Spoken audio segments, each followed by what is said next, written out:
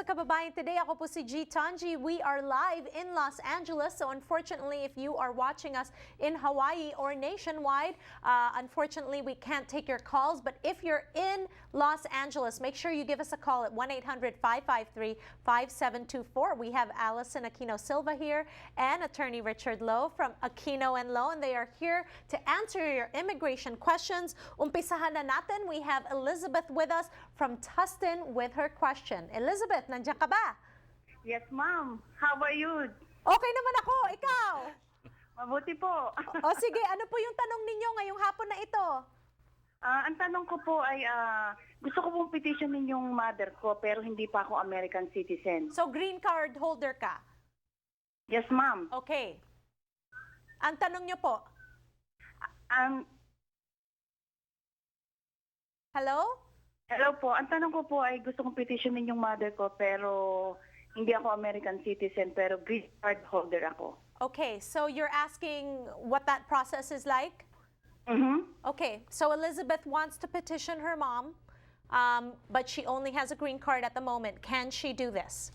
Well, Elizabeth, as a permanent resident, you can only petition for your spouse or your minor children or your adult children who are unmarried. So your parents, you can petition when you become a U.S. citizen. So if she wants to petition for her parents, for mom or dad, she needs to become a U.S. citizen first, and then she's able to petition for them. So at this point, she can't. So she has to go through the citizenship process. Okay, and when she becomes a citizen, how long before she's able to petition her mother?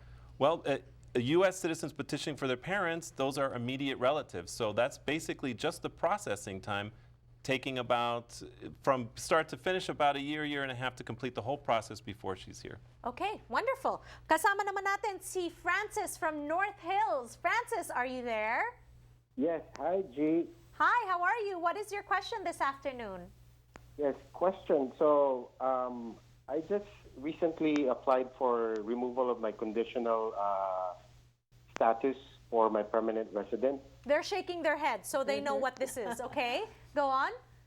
Then I'm supposed to leave for the Philippines anytime soon, and what happened is we got the approval for the removal of the conditional for the permanent resident. Okay. So I have to wait for my green card, but before I can travel outside, but I cannot wait for it. I have to travel outside now, or I have to travel to the Philippines. So what will happen when I come back? Okay. Actually, he can go ahead and travel because he already knows that the petition has been approved. It's just a matter of waiting for the documents. So depending on how long his trip is, maybe the card can be mailed to him wherever he's going overseas. If he is unable to get the card itself before needing to re-enter the United States, he will still be ultimately allowed to come back into the U.S. It's just that he will likely be referred over to secondary inspection for more in-depth processing in order to make sure that he really was granted. So in that situation, he should definitely go ahead and take the Form I-797 approval notice with him as evidence that his petition has been granted. Okay, so take the paper with you and make sure you don't leave the country without that paper that says that you were approved, okay? Exactly. All right, kasama natin si Dante. Dante from my hometown, Hawthorne. Hello, Dante. Are you there? Yes. Hi, magandang hapon sa inyo tatlo. May question ako. Yung kaibigan ko, mayroong approved employment petition. Approved na to. Ngayon, nagkaroon ng emergency. Unfortunately, his wife passed. Gusto niyang umuwi ng Pilipinas. Ano ba ang magandang gawin? Kasi kasasabi lang maaaring maging subject siya sa 10-year bar. So ano pwedeng gawin para siya makauwi tapos makabalik? Okay. Yeah.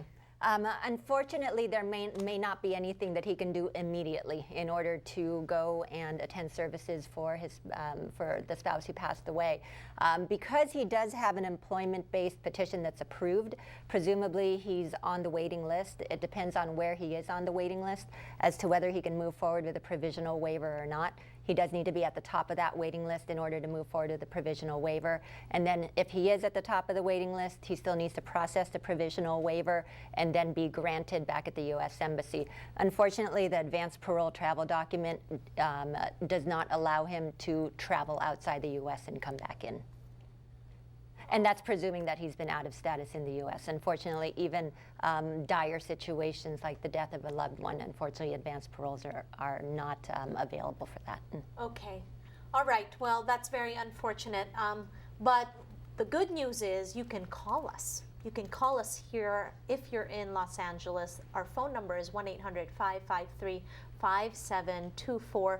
If you have any immigration questions, please make sure you take advantage of this community service because we are with attorney Allison Aquino Silva and attorney Richard Loew of Aquino and Loew. They're here to answer your questions. Magbabalik kami dito sa Kababayan Today.